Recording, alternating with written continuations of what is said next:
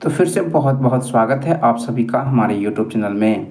और आज की इस वीडियो में क्लास 10th का संस्कृत का जो आपका बुक है प्यूसम भाग 2 बुक, इस बुक का चैप्टर 11 यानी कि एकादशः पाठ जो व्याघ्रपथिक कथा है, इस चैप्टर से रिलेटेड जितने most important VVI objective question है उसका डिस्कशन करवाने वाले हैं। तो जो भी विद्यार्थी 2025 का मैट्रिक का परीक्षा देने वाले हैं उनके लिए बहुत ज़्यादा इम्पॉर्टेंट है, क्योंकि आपको बता दें कि यदि आपको मैट्रिक की परीक्षा में जो 2025 में आप देने वाले हैं उसमें ऑब्जेक्टिव क्वेश्चन यदि व्याघ्रपथिक कथा से पूछता है ना, तो इससे बाहर नहीं पूछेगा जितना आज के इस वीडियो में आपको बता देंगे, है ना। इसी तरह से इसके पहले वाले जितने चैप्टर हैं 10 चैप्टर का ऑब्जेक्टिव जो आपका क्वेश्चन है उस सारे को एक्सप्लेन कर दिए हैं, उसको प्लेलिस्ट में जाकर देख सकते हैं। तो चलिए अब हम लोग चैप्टर 11 का जो ऑब्जेक्टिव क्वेश्चन है, पहला प्रश्न इस प्रकार से देखते हैं कि रोगियों के लिए पथ्य क्या है, यानी कि रोगियों के लिए सही रास्ता क्या है। तो रोगियों के लिए सही रास्ता क्या है, तो दवा है ना। दवा से ही रोगियों का इलाज होता है। ऑप्शन ए एकदम सही उत्तर होगा। ये सारे के सारे आपके मैट्रिक की परीक्षा में पूछे जा चुके हैं और यही सब रिपीट होते रहते हैं। दारा पद का अर्थ है, तो दारा का अर्थ जो है पत्नी होता है। क्या होता है? दारा का अर्थ पत्नी होता है। तीसरा प्रश्न है व्याघ्रपथिक कथायाः रचनाकारः कः अस्ति, यानी कि व्याघ्रपथिक कथा जो है उसके रचनाकार कौन है। तो व्याघ्रपथिक कथा के रचनाकार नारायण पंडित हैं। ऑप्शन ए एकदम सही उत्तर होगा। फिर चौथा जो प्रश्न है आपका, बूढ़े बाघ के हाथ में क्या था, है ना। बूढ़े बाघ के हाथ में दो चीज़ था, एक कुश था, दूसरा है ना सोने का कंगन था। क्या था? सोने का कंगन था। दोनों दो चीज़ था, है ना। तो देखना है ऑप्शन क्या देता है, ठीक है। तो ऑप्शन में आप देखेंगे, ऑप्शन ए में है सोने का कंगन, फिर चांदी का कंगन, फिर तांबे का कंगन, फिर लकड़ी का कंगन। तो ऑप्शन ए सही उत्तर हो जाएगा। स्वर्ण कंगन यानी कि सोने का कंगन बूढ़े के हाथ में था। यहाँ पे है ना कुछ नहीं दिया है ऑप्शन में कहीं, है ना। हो सके दूसरे प्रश्न में दे। 4 के बाद आते हैं 5वां प्रश्न पे। 5वां प्रश्न आपका इस प्रकार से है, दरिद्रांबर कौन्तेय माँ डैश डैश निरुरजस्य किमौषधे पद किस पाठ से संकलित है। तो ये जो है आपका व्याघ्रपथिक कथा का ही ये स्टेटमेंट है, वाक्य है ना। ये आपका पूरा नहीं दिया है, बीच में छोड़ दिया है, ठीक है। तो ये पूरा जो कथन है ये आप देखेंगे तो व्याघ्रपथिक कथा में ही आपको मिलेगा।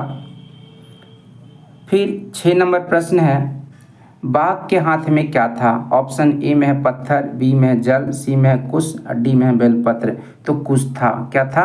कुश था। कुश का मतलब रस्सी होता है। क्या होता है? रस्सी होता है ना, एक प्रकार की घास का रस्सी, ठीक है। 7 नंबर प्रश्न है, व्याघ्रपथिक कथा किस ग्रंथ से उद्धृत है, यानी कि किस ग्रंथ से लिया गया है, ठीक है। तो व्याघ्रपथिक कथा जो है हितोपदेश से लिया गया है। कहाँ से लिया गया है? हितोपदेश से लिया गया। हितोपदेश एक ग्रंथ है जिसके लेखक जो हैं, लेखक कौन है? तो नारायण पंडित हैं। इसके लेखक हितोपदेश के कौन है? नारायण पंडित हैं। ये भी आप ध्यान में रखेंगे, ठीक है। 8 नंबर प्रश्न है आपका, पशु पक्षी कथा नाम मूल्यम किसाम शिक्षार्थम भवति। तो इस प्रश्न का आप हिंदी में पहले कर लेंगे तो आपको पूरा समझ में आ जाएगा, है ना। ये कहता है कि पशु पक्षी कथाओं से जो है किसको शिक्षा मिलती है ना, किसको शिक्षा प्राप्त होती है। तो मानवानाम मतलब मानवों को, है ना। इसका अर्थ क्या हो जाएगा? मानवों को। मानवानाम षष्ठी विभक्ति बहुवचन ये आपका शब्द है, ठीक है। तो पशु पक्षी कथाओं से जो है शिक्षा मिलता है, मानवों को मिलता है। ऑप्शन ए सही उत्तर हो जाएगा। फिर आपका 9 नंबर कैसे हो गया, हाँ सॉरी 8 है तो 9 ही होगा ना।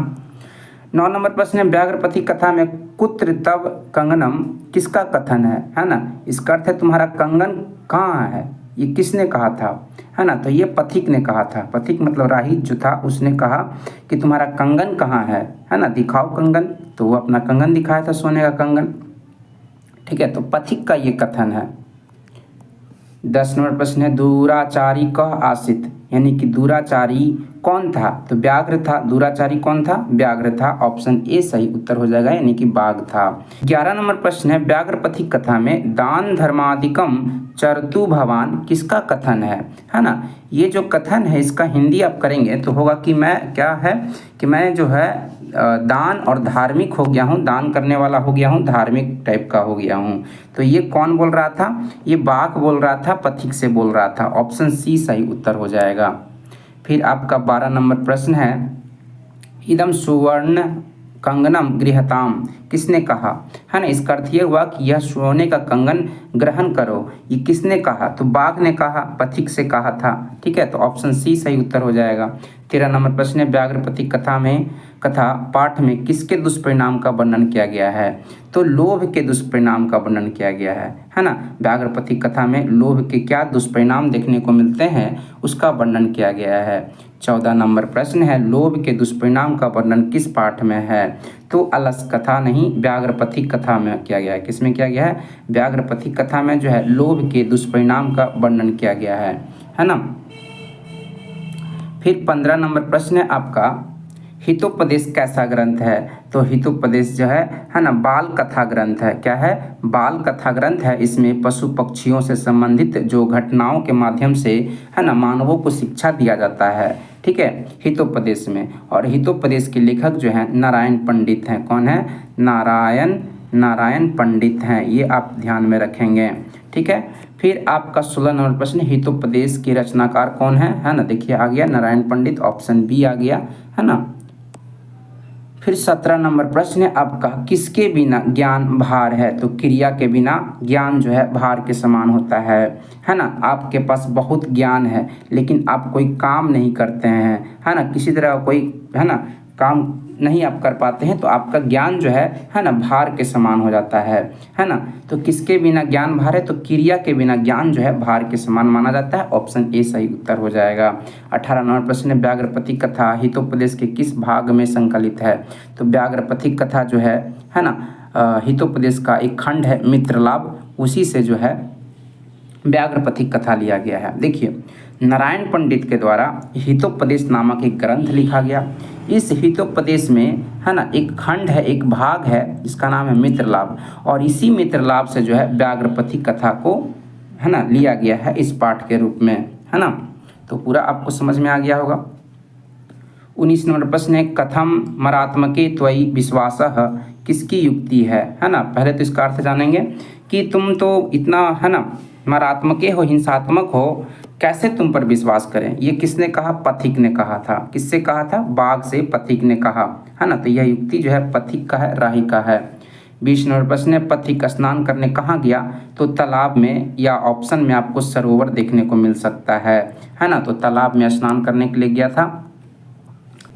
21 नंबर प्रश्न है आपका, दान किसको देना चाहिए, है ना। ऑप्शन के अकॉर्डिंग देखेंगे तो ऑप्शन बी आपका है ना पाठ में दरिद्र को जो है बताया गया है व्याघ्रपथी कथा में कि दरिद्र को दान देना चाहिए, है ना।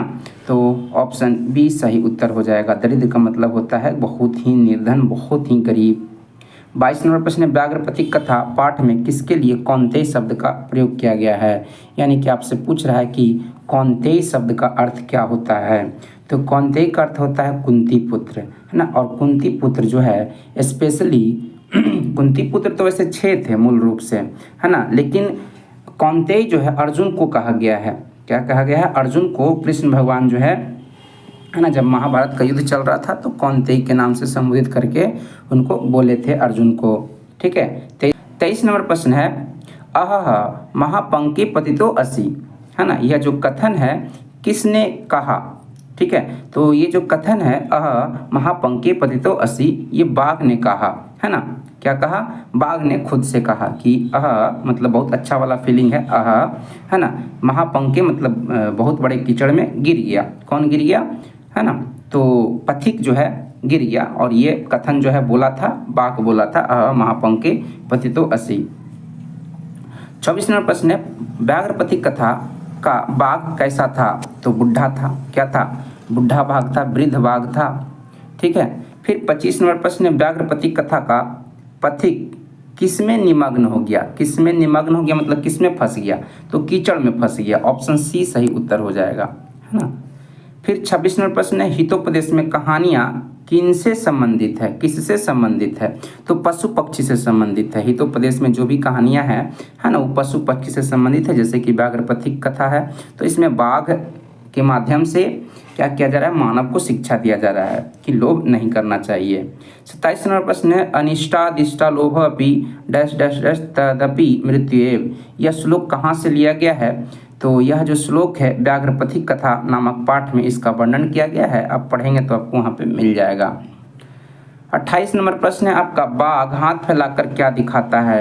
तो हाथ फैलाकर कंगन दिखाता है, सोने का जो कंगन था वो दिखाता है, और है ना उसके हाथ में क्या था ऐसा करके पूछेगा तो भी कंगन ही होगा, सोने का कंगन, और कुश भी था, है ना। 29 नंबर प्रश्न है, कौन कीचड़ में फंस गया? तो पथिक जो है कीचड़ में फंस गया। ऑप्शन डी सही उत्तर हो जाएगा। 30 नंबर प्रश्न है, बूढ़ा बाघ क्या देना चाहता था? तो बूढ़ा बाघ जो है स्वर्ण कंगनम देना चाहता था, सोने का कंगन देना चाहता था। 30 का सी सही उत्तर हो जाएगा। फिर 31 नंबर प्रश्न है, पथिक कहाँ फंस गया? तो पथिक जो है कीचड़ में फंस गया। ऑप्शन डी सही उत्तर होगा। 32 नंबर प्रश्न है, पथिक किसके द्वारा पकड़ा और खाया गया? पथिक जो है बाघ के द्वारा पकड़ा और खाया गया। 33 नंबर प्रश्न है आपका, कौन स्नान कर हाथ में कुश लेकर सरोवर के किनारे बोल रहा था? तो बाघ बोल रहा था, है ना। बाघ जो था, वृद्ध बाघ, बूढ़ा बाघ जो था, स्नान करके, तालाब में स्नान करके, सरोवर में स्नान करके, है ना, और हाथ में कुश लेकर के, सोने का कंगन लेकर के बोल रहा था, है ना। ऑप्शन बी सही उत्तर हो जाएगा। 34 नंबर प्रश्न है, मैं वंशहीन हूँ किसने कहा? ये बाघ ने कहा था। आप पाठ को पढ़े होंगे अच्छे से, है ना। तो बाघ ने कहा कि मैं वंशहीन हूँ। ऑप्शन सी सही उत्तर हो जाएगा 34 का। फिर 35 नंबर प्रश्न है, दान धर्मादिकम चरतु भवान, बाघ को यह उपदेश किसने दिया? है ना। तो विद्वानों ने दिया था, ऐसा उसने कहा था। बाघ ने कहा था कि मुझे विद्वानों ने कहा है कि दान धर्म करना चाहिए, है ना, इसलिए मैं तुमको जो है पथिक को जो है उपदेश वो दे रहा था, है ना। ये उपदेश जो है किसको दे रहा था कि दान करना चाहिए, है ना। मैं दानी हो गया हूँ, मैं धार्मिक हो गया हूँ, ये ऐसा शिक्षा मैंने पाया है ना। तो विद्वानों से पाया है। ऑप्शन सी सही उत्तर हो जाएगा। 36 नंबर प्रश्न है, डैश भारह क्रिया बिना, है ना। तो ज्ञानम भारह क्रिया बिना, है ना। ज्ञान जो है क्रिया के बिना भार के समान है ना। तो ऑप्शन बी सही उत्तर हो जाएगा। 37 नंबर प्रश्न है, भाग्य से ही संभव है ऐसा किसने सोचा? तो पथिक ने सोचा। पथिक ने सोचा कि अरे हमको तो फ्री में ही सोना मिल रहा है ना, ऐसा तो भाग्य से ही मिलता है। तो ये पथिक ने सोचा था, है ना। ऑप्शन डी सही उत्तर है। 38 नंबर प्रश्न है, विष के संपर्क में अमृत किसका कारण बन जाता है? तो विष के संपर्क में जो है अमृत भी आता है ना, और उसको लोग पी जाते हैं तो वो मृत्यु का क्या हो जाता है, कारण बन जाता है। ऑप्शन डी सही उत्तर हो जाएगा। 39 नंबर प्रश्न है, किसे धन नहीं देना चाहिए? तो धनिक लोगों को धन नहीं देना चाहिए, जो धनी है उनको धन नहीं देना चाहिए। 40 नंबर प्रश्न है, दवा किसका मित्र है? तो दवा जो है रोगी का मित्र है। ऑप्शन बी सही उत्तर हो जाएगा। 41 नंबर प्रश्न है आपका, अविश्वासी पात्र पर विश्वास करने से क्या होता है? हमेशा और हमेशा हानि ही होता है। ऑप्शन बी जो है सही उत्तर हो जाएगा।